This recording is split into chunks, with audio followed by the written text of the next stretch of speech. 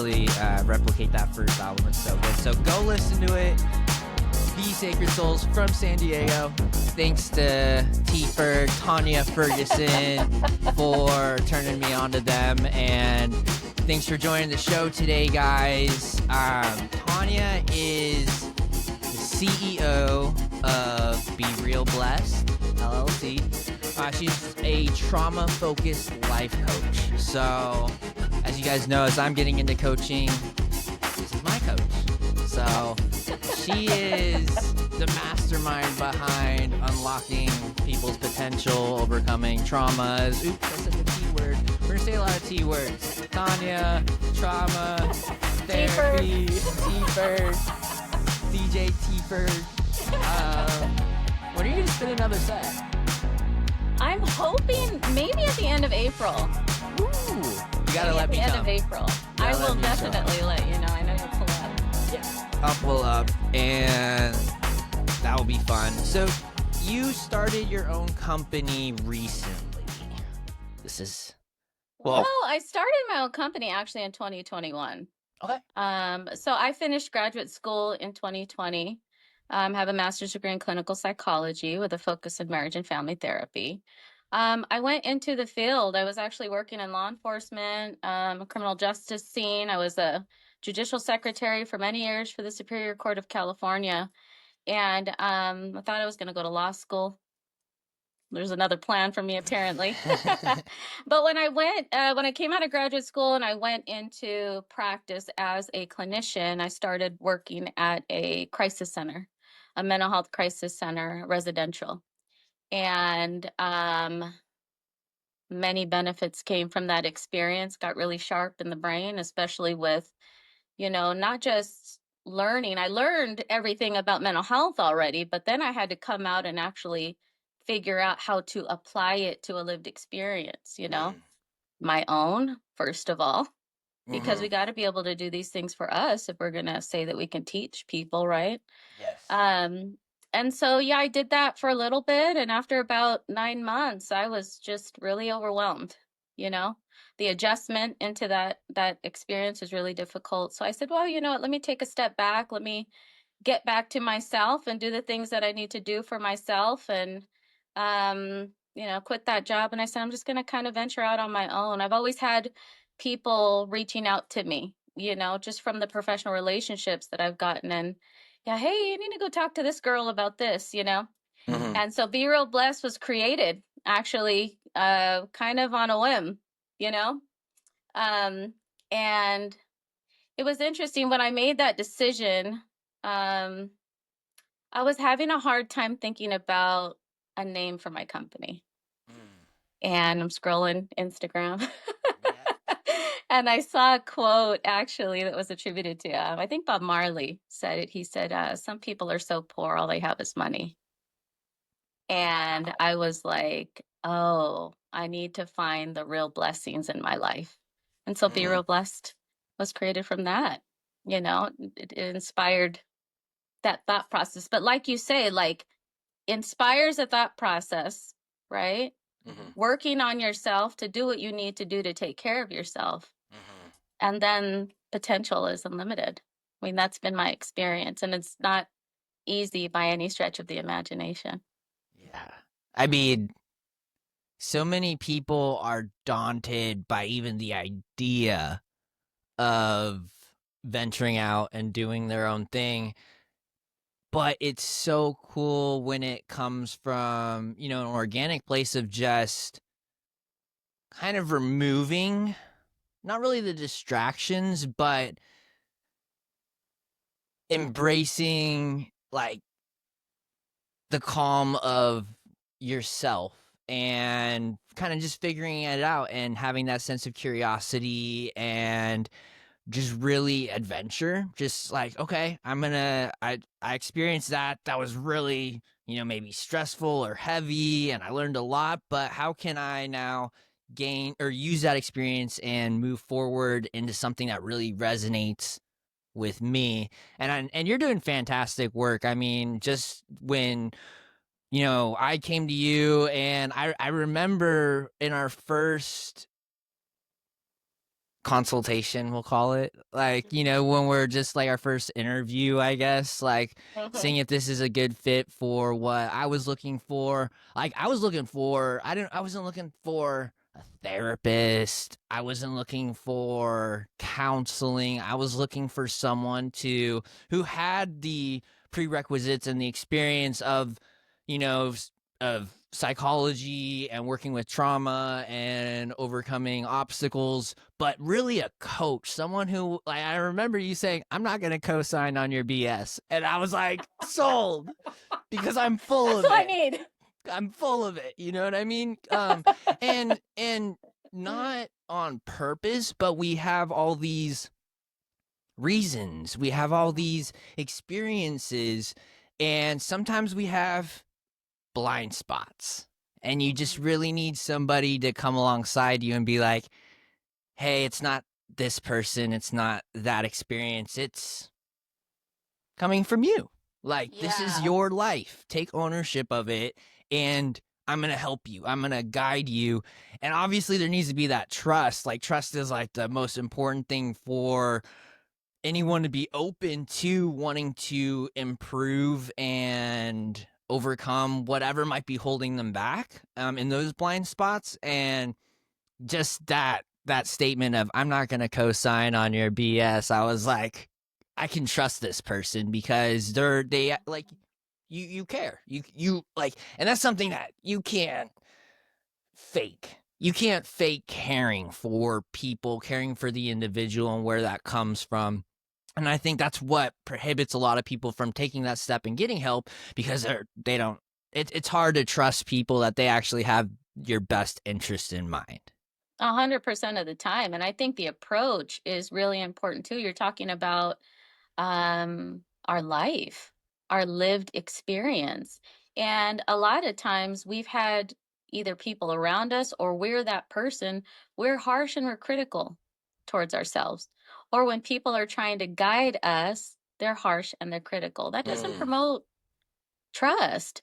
It doesn't promote emotional safety, which is especially what you're going to need if you're talking about these things. You're talking about recovering from like traumatic experiences in your life, you know? And so the approach is very important, and being able to trust that person, because if you don't trust them, those ears are going to be shut off, Mhm. you Yeah, know? it's not gonna be functional at all. And you've worked with military, veterans, law enforcement, first responders, like people that see some crazy things, experience Yeah. some crazy things, and then Uh, obviously not discounting, like, you've worked with children, adults, mhm. seniors. You worked in not was it AA? You worked in those circles as well. Yeah. Yeah. I specialize in trauma, in addiction, and in grief. You know, those are kind of the three areas. And for me, I feel like they're all really connected to trauma. That's why I'm trauma focused in my work, Mhm. because, you know, all of these things kind of just go together. Think about even grief, traumatic loss over our lifetime, you know, that people experience that. And it's not just from losing a person because they passed away. It comes from losing close relationships, Mm. you know? It Yeah. comes from losing opportunities, losing your identity as life progresses and things change. I've worked with people who have serious medical conditions, and all of a sudden they've been independent their entire life and they can't be independent anymore. They need to be helped. They need to be able to accept help, and that is extremely difficult. Mhm. Yeah. I mean, everyone, I don't care who you are, is going to experience some heavy level of loss. Yeah. And the misconceptions, the conceptions behind therapy and talking about it with a specialized individual. I mean, it's becoming more talked about as far as that this people should engage in talking about it. And but Mhm. I was scrolling through the Twitter, And I see some things that people post, and I just want to call out a few that I understand. I understand that place of, as a man, Mm, I I need to man up. I need to. yeah. Yep. And my feelings, my emotions, they should hold no bounds. They should not be, but they do contribute. They are a heavy contributor to where you're at in life, who you are as a person. And Yeah. if you're caught in a loop, if you're caught in a cycle where you can't break out, you try, you go to the gym, you lift heavy, you do all the masculine things, and it can only get you so far. Because I am a firm believer that suppressing emotions instead of addressing them in a way, like, obviously you don't want to speak life into things that are holding you back and making them, because some people, there's always a con side to it. You can uh, really go into some dark spirals that way, so you have to be careful. It needs to be productive, but suppressing emotions and just bottling them up really will make future relationships suffer, and quality of life suffer as well.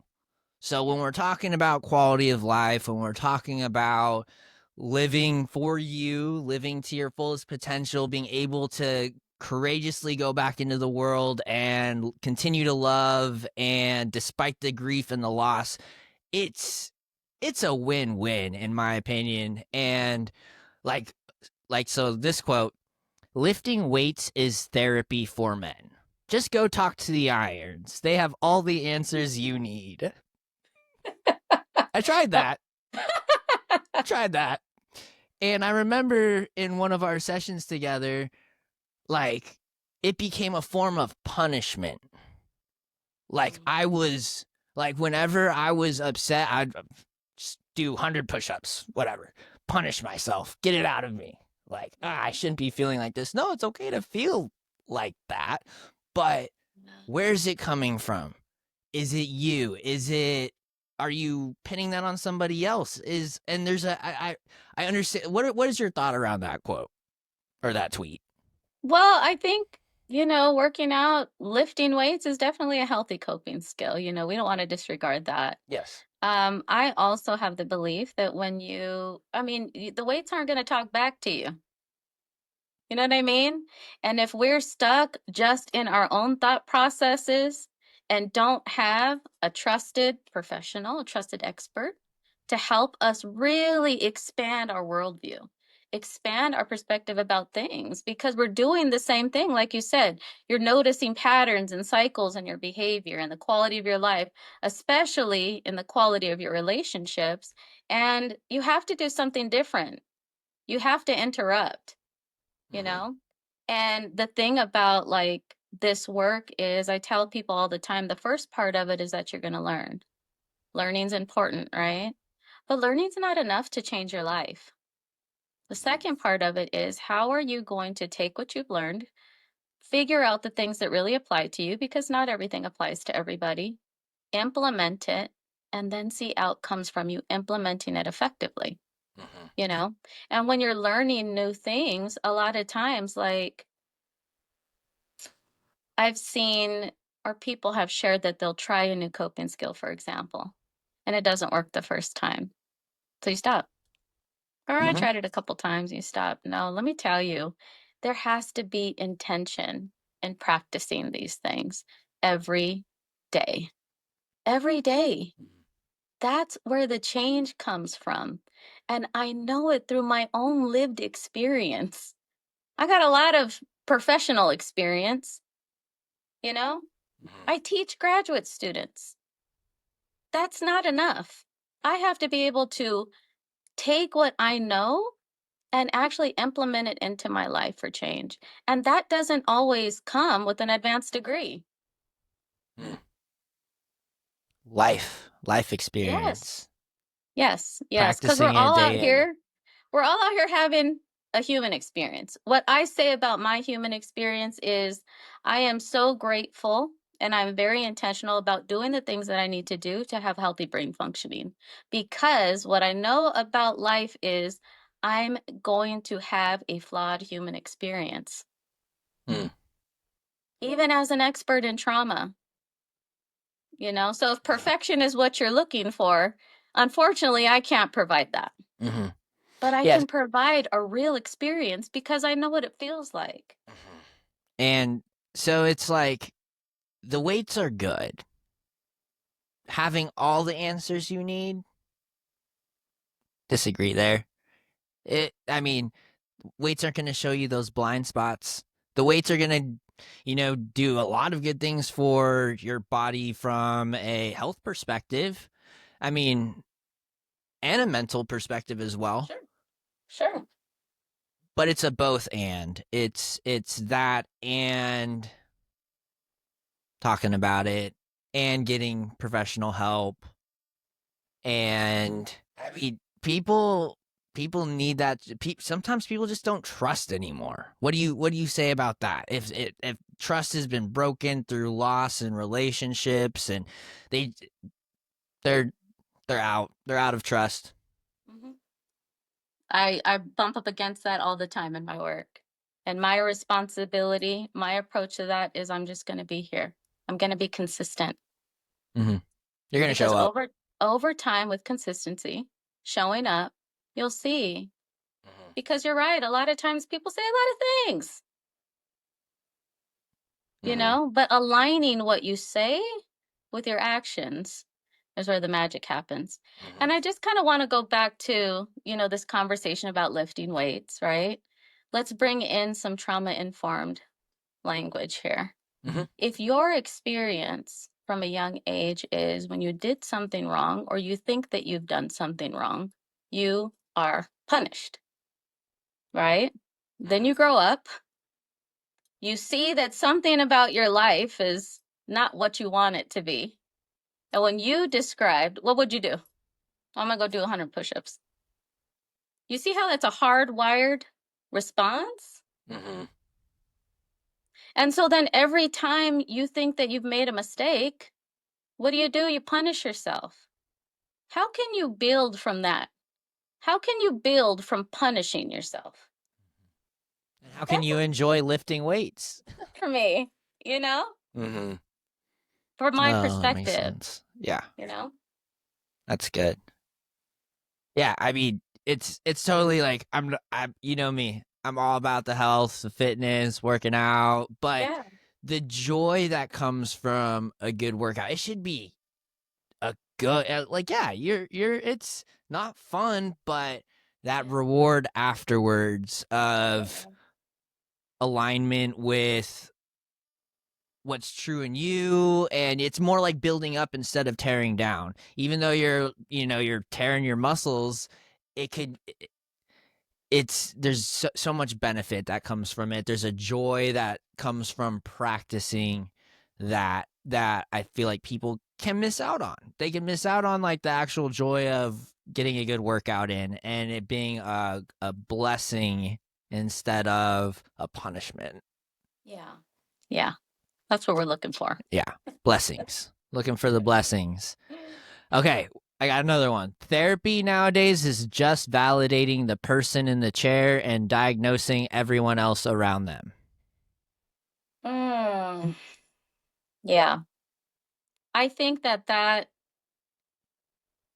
is a common experience that people have had in therapy.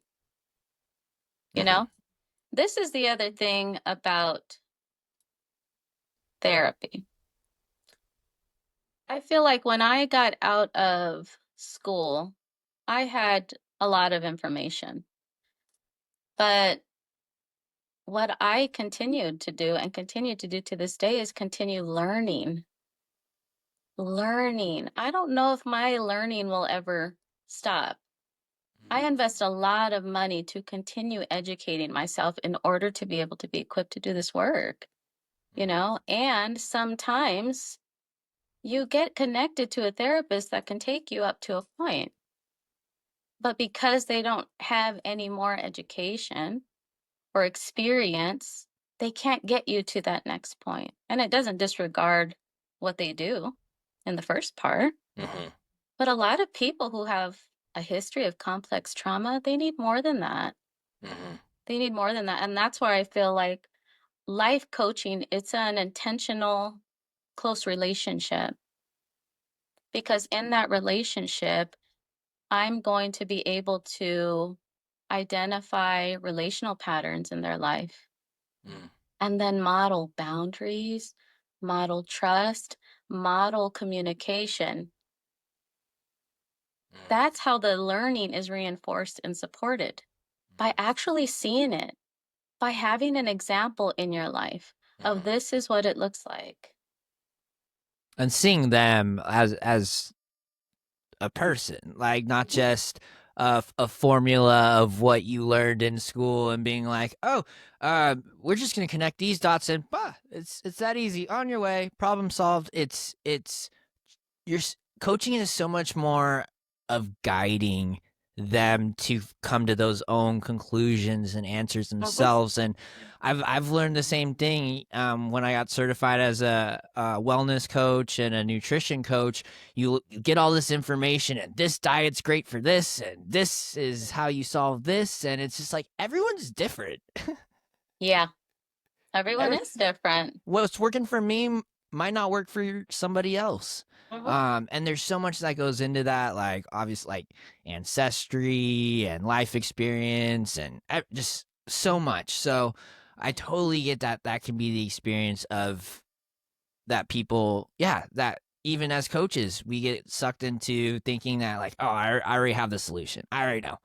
It's like we still have discovery to take place. We still have to get to know this person. That doesn't happen in an hour session. That happens over months and months. Over time. Yeah. Over time. Yeah. So it is like it requires a commitment. It requires setting an intention and making a commitment. Mm-hmm. A commitment of your time, a commitment of your resources to achieve the goal that you're looking for, you know? And then being able to relate to people because, you know, you connect to people in different ways. You and I have always connected over music. I use music actually a lot in the work that I do. And really, sometimes it's hard for people to express themselves emotionally, you know, but they can relate to a song. They can relate to the lyrics of the song.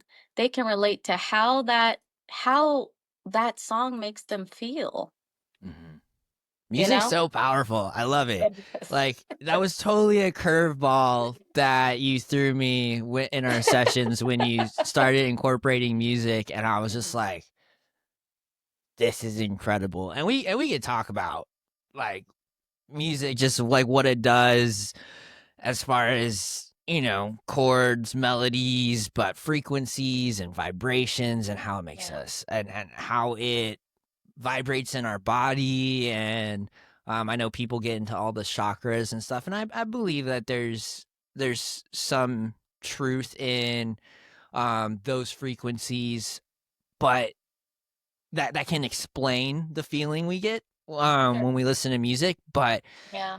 I mean, yeah, These Sacred Souls was probably like it's hard to explain. It's so much of a feeling of just, I don't know, the feelings I got from it were like peace, acceptance, love for self and others. I mean, most of the songs are like love songs, and at the time, like I wasn't like, nope, nope, this stuff don't apply to me. But it that the music, and I really think that like how it was recorded, straight to tape, analog, like that's the way to, like, the soldies, the 60s and 70s stuff. Like obviously, like we've kind of lost touch with the day and age we live in with all the digital stuff. And even if people don't know the technical reasoning behind why songs hit better 30, 40 years ago, they know. And it's coming back. Everyone wants to record their stuff to tape. It's just super expensive. But anyways, I'm nerding out on the technical stuff of music, which is fun. So men go through hard stuff and get recommended therapy. Do not do this. Men need logical action steps for solving problems. We don't need to stop and feel the issues at hand. That one makes my heart sad. It does. It's like, we're human. Let's forget the gender stuff. Like, let's forget men, women. Sure. We're human. We need to feel. We're not robots. Yeah. Yeah. If we don't feel, then we're not living. I think I read that in a Glennon Doyle book. You just came up with it. We'll go with it. Yeah. Yeah. And it's hard. It's hard to feel things. I'll talk about music for a little bit. Another song that recently I've found using in my sessions, it's the song Deep Water by actually Dr. Dre, Kendrick Lamar's on it. You familiar with that song? I've probably heard it.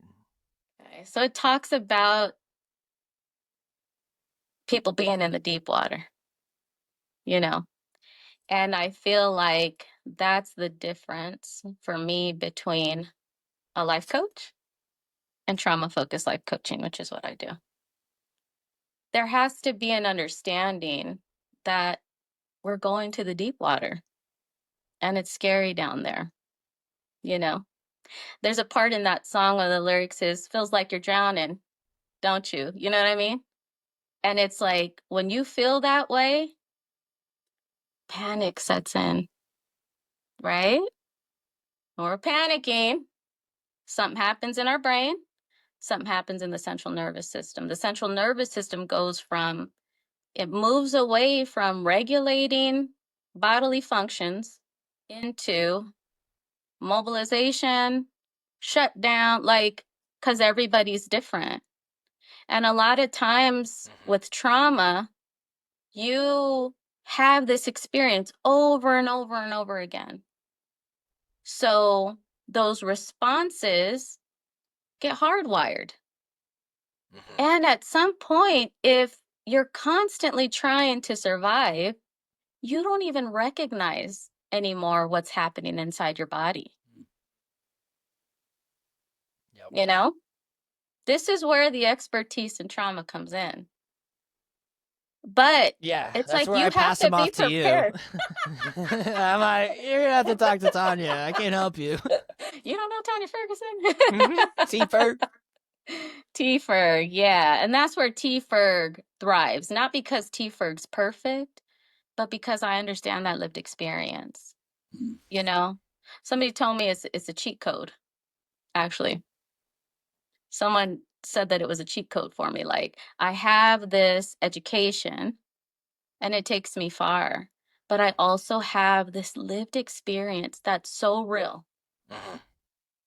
And with the education, you can't assess properly just with the education.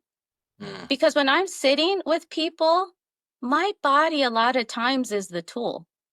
If I'm sitting with somebody that has consistent dysregulation, I'm literally using my own central nervous system to regulate them.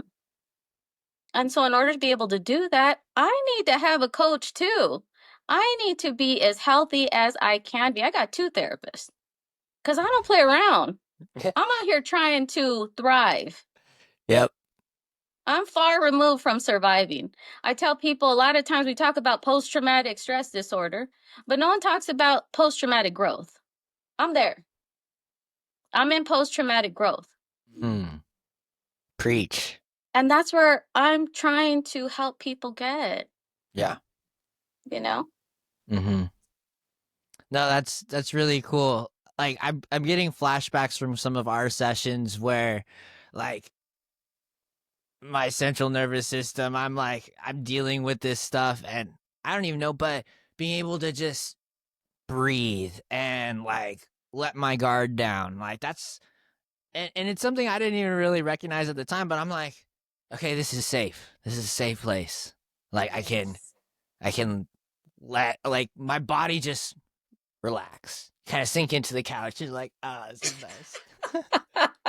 But I see it. I see it. And I've had people even too, like, will have sessions, they come in activated. Central nervous system is activated. Start talking about things that are going on in their life. I'm doing the things that I do, the techniques that I'm using with intention. And by the end of the session, they're like, kind of sleepy, you know? yeah, where's my dog? I want to go. I want to go pet my dog. Yeah, yeah. And, I had somebody ask me yesterday, like, how do I know when I'm emotionally dysregulated? Hmm. And I said, our body tells us. That's my opinion. I said, I'll give you two things that you can start paying attention to. When you're dysregulated, you'll know by your heart rate and your breathing. But you have to practice monitoring that. Mm-hmm. Mm-hmm. Yeah. That's super big. And just from, working through, because that's the thing, life continues to keep life in. You say life be Life life be in, lifing. life be life in, and it's gonna continue to be life in. It doesn't stop life in. No. And but the return on, everyone's talking about ROI, so like the return on investment, because it is an investment. Like, It is, yeah. and if you're going to invest, you want to do it with the best, and that's you. But but just how I've been able to identify growth after we stopped doing sessions, and it sometimes it wasn't easy, like Yeah. navigating those waters, those deep waters, but it's a practice. You end up getting pretty good at it, not only identifying those triggers within, but I mean, it's also a God thing. I got to give credit to the big man upstairs, because like he keeps me centered and grounded as long as I'm like focused on his truths and I'm in the word and I'm in prayer. Like, I come out of certain situations and being like, how did I handle that way, that well? Like 2-3 years ago, I would have been heading for the hills. Like, laters. You guys won't be able to find me. I'm gone. Whereas now it's like, praise God, like I feel way more centered and grounded, not only on his truths, but his truths in my life, how they apply to me as one of his creations, and as a human, as a Christian, and all those things. And that empowers me to take that step forward and have those conversations that I would have shied away from in the past, because I would have told myself lies. I would have been like, they don't care. This is you whatever the reason is, that is a fallacy. Because it's really, you're doing yourself a disservice, and you're doing the other person a disservice by not actually being able to just voice how you feel. Again, like if you're just suppressing your emotions and your feelings and you're just throwing at the gym, like that's what I'm saying. Like, your quality of relationships and it's gonna impact business and networking and literally all these facets of life, relationships with family, friends, everything. It impacts everything. And instead of feeling like people are always taking from you, maybe you're just always giving to them. Like, no one's taking anything. No one's forcing you. It's like, you're the main contributor here. And then that I mean, because from my background, people pleasing and all that, I'm like, why are all these people taking advantage of me? Yeah. And I'm like, kid, this is you. Set boundaries, bro. Like, but in a healthy way. You don't have to be a jerk. You don't have, but just you just find a healthy way to say, hey, this resonates with me. This doesn't resonate with me. This is why. Let's talk about it. Yeah. One of the things that I'm thinking about is, something that my therapist recently taught me was this term, compassionate accountability for your emotional experience. Being able to be compassionate with ourselves, you know, and speaking to like what you said about your faith, like this is my pastor now. I did my part. You do your part, and God's going to do the rest, Mhm. you know? But being able to hold yourself accountable and to be able to say, hey, what is my role in this problem in my life? And that's hard. That's hard because sometimes we're hardwired to, again, punish ourselves. So instead of being accountable compassionately, we're accountable. And then everything that we're thinking about ourselves is negatively charged. Symptom of PTSD, by the way, negative cognitions. That is an obstacle to healing. Corrective emotional experiences is the thing that promotes healing in our lives. I Healing, got the yeah. wheels turning. Yeah. I'm like, it's so good. I'm used to this from you. Just constantly mic dropping all the time. And it's so good to just sit and reflect in that. And I just want more people to experience these life-changing conversations because Yeah. it's good. As simple as that, it's good to just talk about it, let the healing start, and grow from it. But the compassionate accountability, I'm like, I could just sit and think about that all day Oh, because yeah. it goes both ways too, with yourself and with others. Coming from a place of compassion, empathy, I mean, we can look at it from a coaching perspective, an embodied coach who knows. I mean, there's some things that people say about embodied coaching where they're like, it could, dysregulated person, coaching other, and it's just like, no, like again, there probably are scenarios where it could do more harm than good. Sure. Depending on the individual.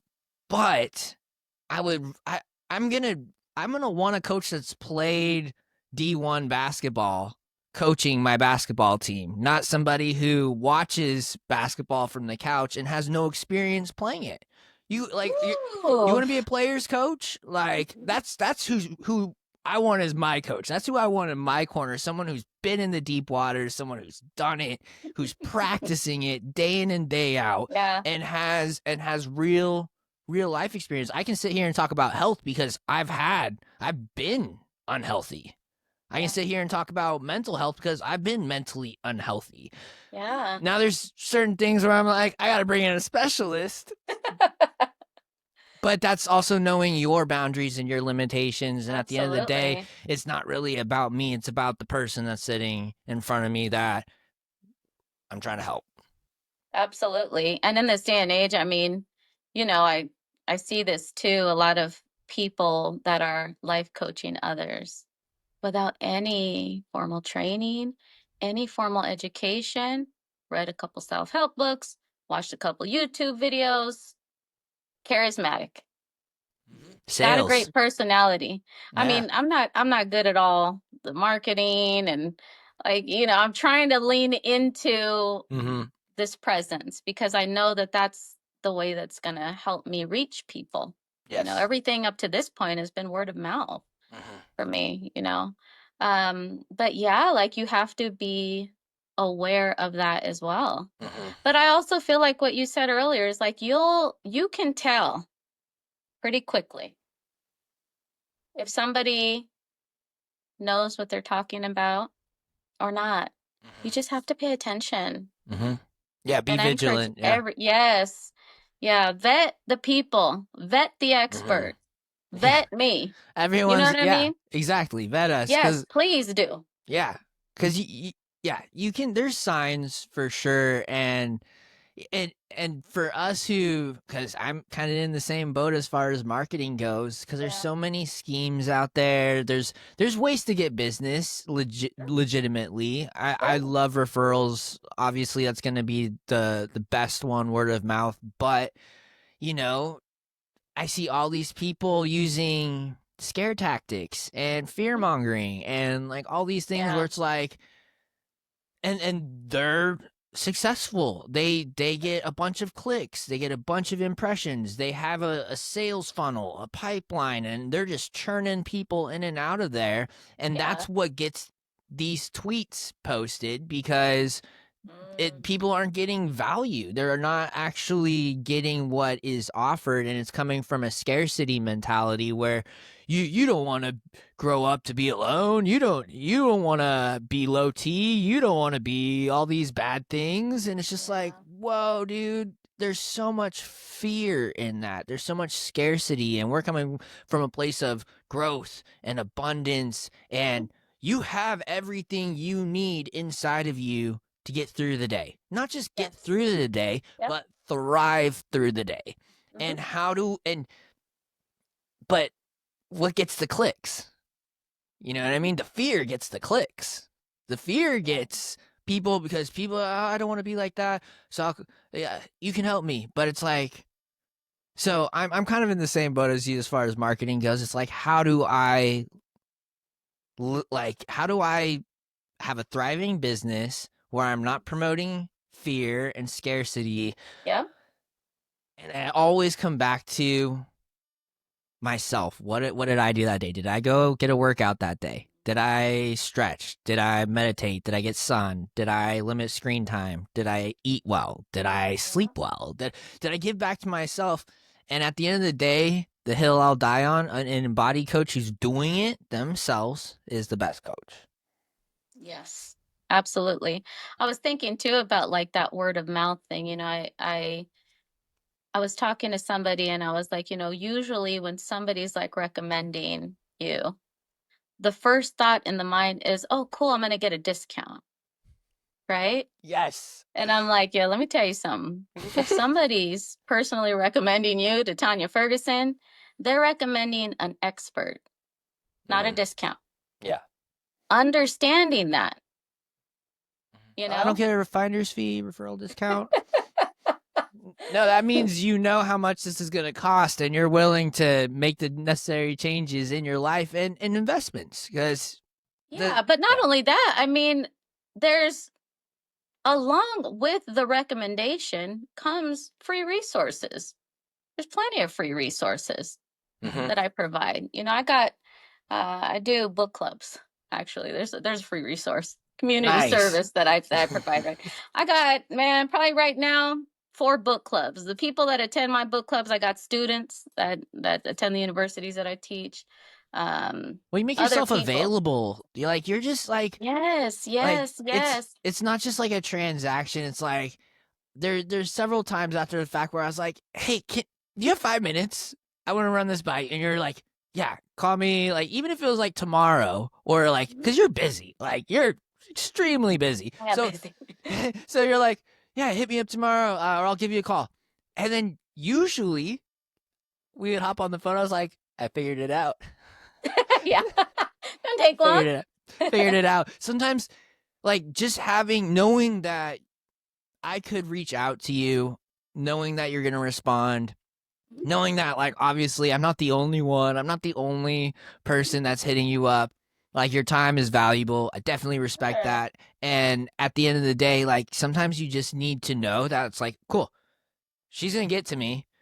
Now, what can I do? What have I learned? What am I practicing? Okay, I'm going to go do those things, and usually works itself out. Because you're building your confidence, but you see how that relationship is at the core. Mhm. The relationship is at the core. Yeah, 1,000%. Yeah, just I'm like, yeah, you should. You're doing a book club. I do book club. Here's the thing. Sometimes in book club, we're reading an actual book. I like to read. It's all the Yeah. coping skill that I have. Sometimes, man, we ain't read a magazine article. Let me tell you the truth. You know what it is? It's like just having community, Mm. you know, having a space where people can share their life experiences. Sometimes we're talking about mental health stuff. Sometimes we're talking about music. Yeah. Sometimes we're talking about, you know, experiences in school or relationships, you Mm. know, but that's what book club's for. Yeah.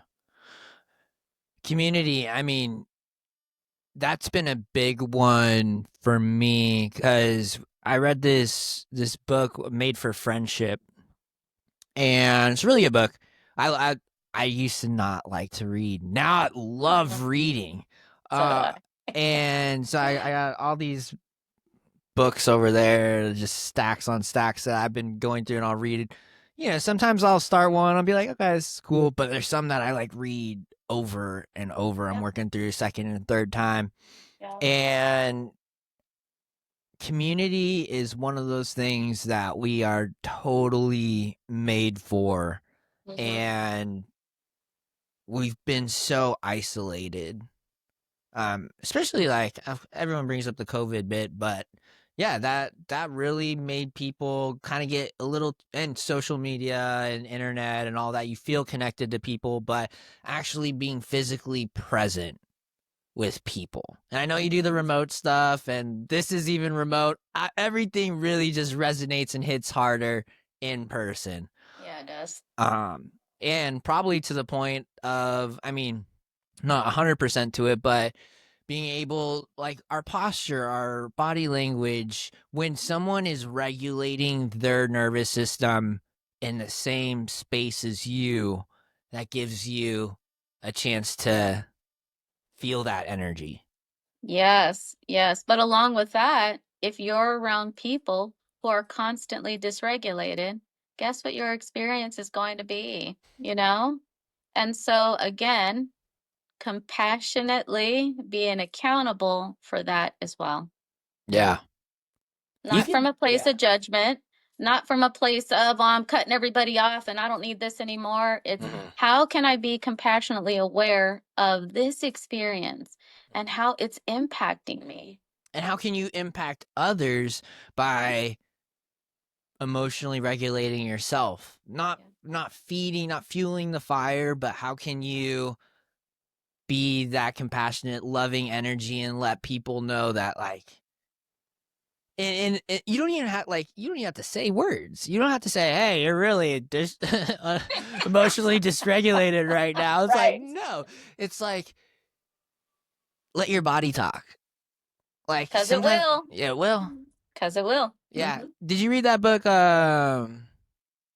What is it? Body When the keeps body score. body keeps the score. When the body says no. You've read those? Yep, yep, yep. I Big love those books. books.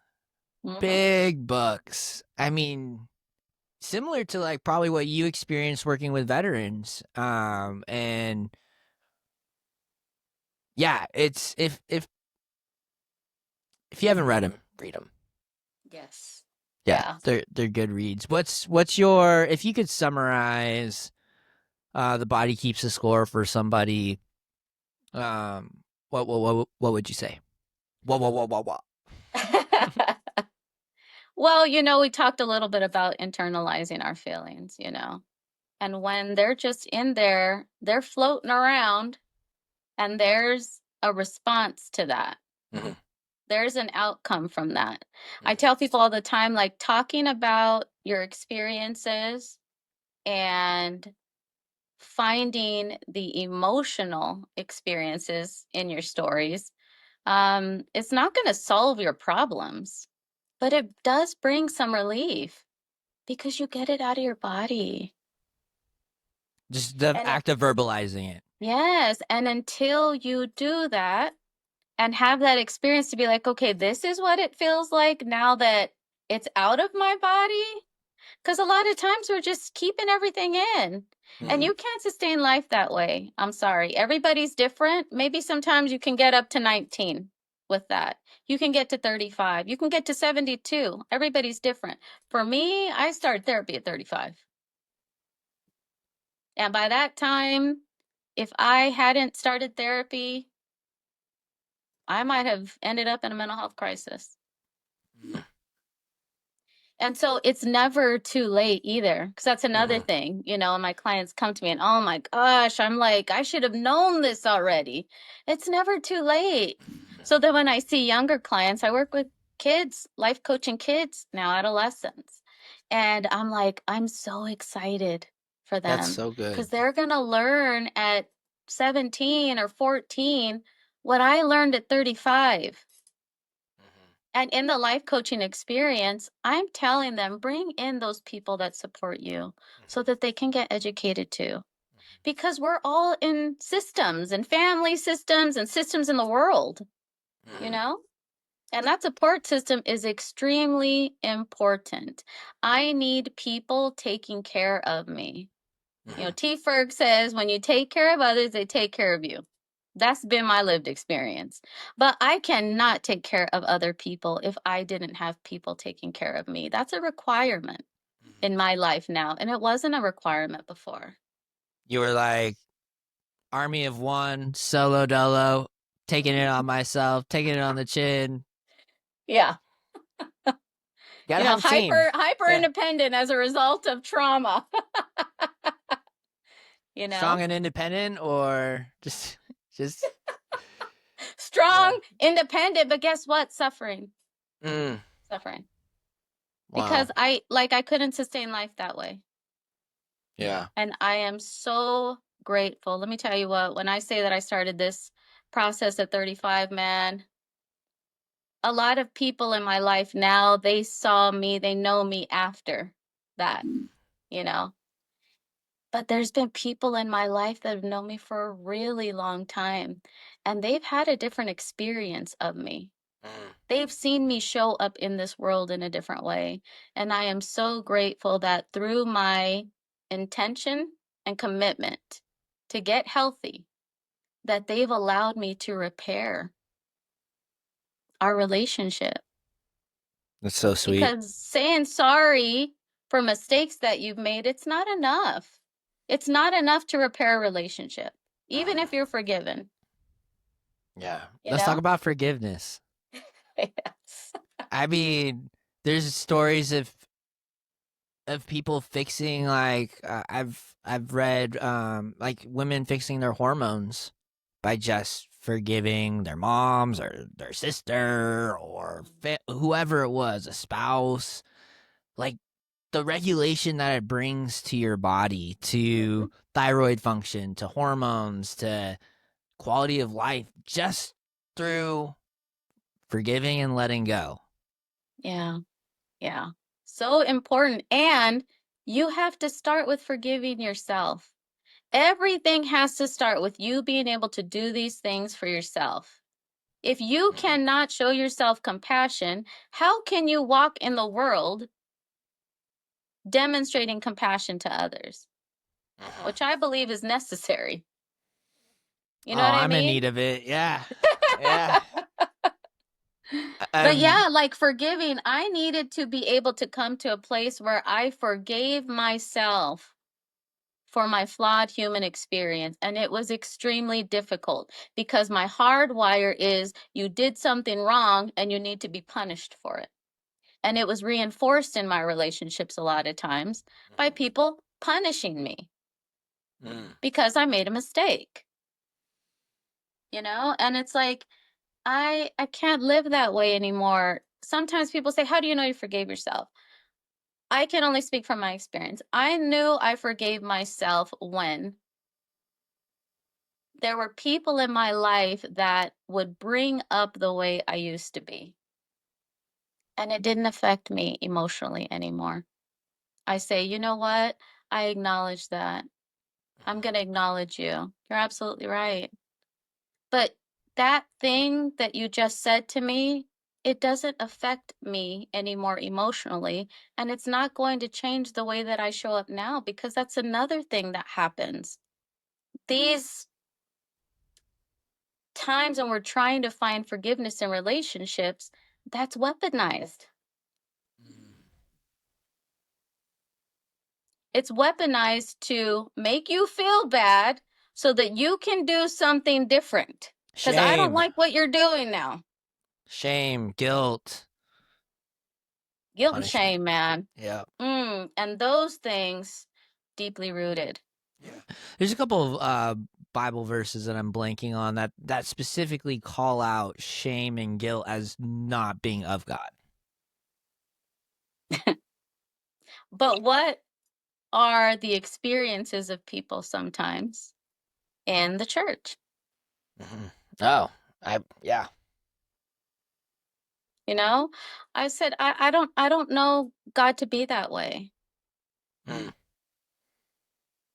I know God to be loving, compassionate, graceful, merciful. Mm-hmm. Does that excuse what he asks me to do? No, I have to be accountable for that. Mm-hmm. But I don't know God as this punishing judge, jury, condemnation. I no, Mm-hmm. that's not real to me. Yeah. Because we've accepted his love. Without that, yes, there are going to be ramifications, but accepting his fatherly love, accepting that mercy, that grace, forgiveness, we have to wrap our arms around that. Otherwise, it's going to be doom and gloom till till the end. Yeah, So, yeah. And that's the thing. It's like, yeah, that's how I know, man. I have to be called to do this. yeah. And the people that coach me, I tell them, oh, you gotta be called to do this work because I'm coaching myself every day. Yeah. I need somebody that is called with purpose for this, and because I feel that so strongly in the work that I do now, I know that God has favor over my life, even with all the mistakes that I've made, even with my continued flawed human experience. Should write a book. I want to. Do it. I'll have to add that to my agenda. Yeah. Call it the flawed human experience. The flawed human experience. We're gonna set some intention, put that out in the universe. It's copyrighted already, so don't even think about it, Don't even people. try To it. the thousands of listeners tuning in. Going back to what you were talking about as far as ages and you being excited when younger people are working through their stuff early and that it's never too late. I want to say this I want to be super real about this. Do it now because it does get harder the older you get. And that's not to cast fear or just but that's just a real thing. And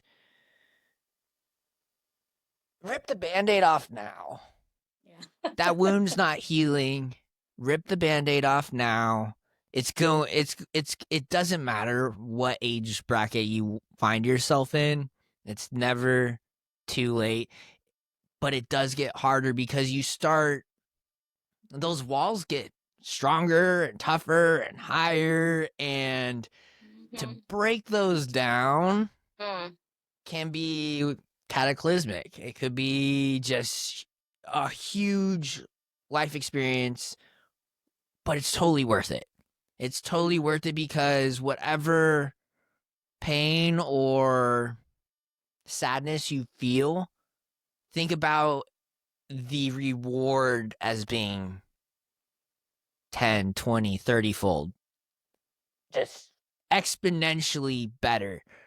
You're going to be glad you did it 1,000%. And so I would encourage you guys. I'm going to include all of Tonia's info in the show notes, Instagram, website. Reach out to her, set up a free consultation, get to know her. You dropped a lot of gems on here, but it really takes work. It takes dedication. It's a practice, but you need a guide. You need someone to guide you, someone who's going to just really empower you to stay in the driver's seat, and think about like getting in a car and you have you've hit all. You never took a driving test. I'm just making this up. Just go with me. You've never taken a driving test. Someone just gave you a license, never told you how to drive the car, and you're just crashing everywhere, road rage. Just like, stupid car. No, you're driving, bro. Like you're in the driver's seat. But think about 30, 40 years of just crashing into stuff and just peeling off. And then you have the option, you have the opportunity to get a driving instructor for the first time who's got some experience doing the same thing that you're doing, just crashing into stuff. She's going to sit there. You're still in the driver's seat, and she's going to help you learn how to use your turn signal, learn how to change your oil, maybe. I don't know, but it's totally worth it. So yeah, I'll include all your info. Any last? I don't want to go too long. We could talk all day. But we're just a little bit over an hour, and I think that's great. Is there anything you would like to say in closing? I think just, there are plenty of ways that you can experience post-traumatic growth. So educate yourself, just educate yourself, learn about your experiences. People do that with a coach, with a life coach. People can do that with a therapist. People can do that by reading a book. That's why reading is like a big part of the community services that I provide. Like, let's get together and talk about these things to learn. I think that's super. An easy application is, and I'm super blessed with being able to have good relationships with my grandparents and things like that, because a lot of this stuff is, generational.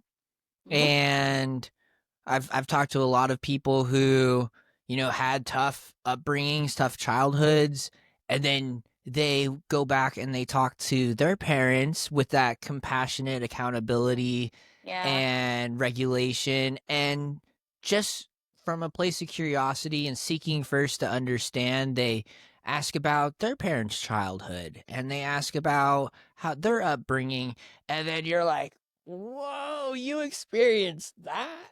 Yes. Oh, that's life-changing. That right there is life-changing. I was so upset with my parents for a long time, because of my lived experience. And at some point, I became a mother myself. And boy, did them tables turn, because there's something about them, they will turn. And thankfully, at that time, I was in therapy. And I remember that shift happening where I was able to see my parents as flawed human beings instead of abusers, instead of anything that was negatively charged, or instead of not being there to protect me or to support me the way that I needed them to. My parents were there for me in the way that they knew how to be. And anything that I did not receive from them, they did not have or know. Because if they had it or they knew it, they would have provided it consistently to me. And But we didn't know how to we gotta communicate get all it. that anger out in order to be able to connect to that. I said to somebody recently, like, I scanned my body and there's little evidence of the anger that I felt most of my life. I'll be 44 years old this year. You know what I mean? So now 44 what's years left? young. 44 years young. I love that reframing. But now what's left is some sadness sometimes. And I want it out. I say, trust the process. This is a process. Got all the anger out. Very hard to do. I tell you, I'm a trigger away from a felony. That's a truth. Have to remember. Yes. There's a T Ferguson for you. Ooh, watch out. But yeah, yeah.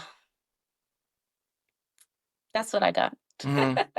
Well, it's good. It's good. So I would say, like, if that task seems daunting, to go back and ask your parents or your siblings, and just talk about their experience, their flawed human experience.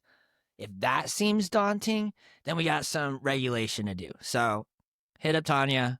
She'll walk you through it. You guys I'm your will, girl. yeah. And then once you get to a place where that doesn't seem so daunting and you can do it from a place that's not going to be triggering or destructive, then it's definitely worth having that conversation with loved ones, with people that were influential in your upbringing, and just really seeking first to understand their experience. And from that place of mutual understanding, you can proceed to forgive and let go, because you understand. You can't be understood unless you understand the person. So take the eyes off of yourself. It's good to do inventory and reflect on yourself, but being able to, someone who might have been not evil towards you, but might have hurt you, learn their experience like that, and with compassion and empathy. And I think that it's been super helpful for me. It's been super helpful for other people I've talked to that have engaged their loved ones and just heard about their experience. You have to prepare for it. Yes. Like, again, we're going to the deep waters. You can't just jump into the ocean. Man, you need to get safety training. You need to get equipment, and you better go down there with your lifeguard. Yeah, make sure they know CPR, because you might need some resuscitation. You're like, I'm dying here. Yeah, because as soon as you get in there, your body's going to start panicking. Yeah. It's real. And that's why a lot of people, they tiptoe around their relationships, and the family gets together once a year and everyone's like, oh, that was awful. So and so did this and said this, and I've been there trying to golf with the family, the guys, and someone does something, you're just like, oh, you're like, why am I getting so triggered over this? Yeah, they're brushing up against your triggers. Yeah, and I'm like, listen to your body. Like, listen to what your body is telling you, because that feeling, it's like, it's really easy to call out now, but if you're just going back to what we were talking about at the beginning, if you're so used to that as like just a way of life, and your body's just kind of used to it and it's just kind of stuck there, it's worth talking about. Quality of life moving forward, because life be lifing. It's not going to stop. No. Sometimes we're just thugging it out. Hey, we're thugging it out together. Thug life. Well, Tonia, it was an absolute pleasure. You're one of my favorite people in the entire world. Thank you for the work that you do. Thank you for the passion and intention behind it. And I'm really excited to have you on again. And let's see that DJ set. Let's see you on the ones and twos. Yes. 90s R&B set. Woo! That's coming up. Let's go. I love it. I have some tunes to send you. Okay. All right, my dear. Thank you so much. We'll talk soon. Okay, bye.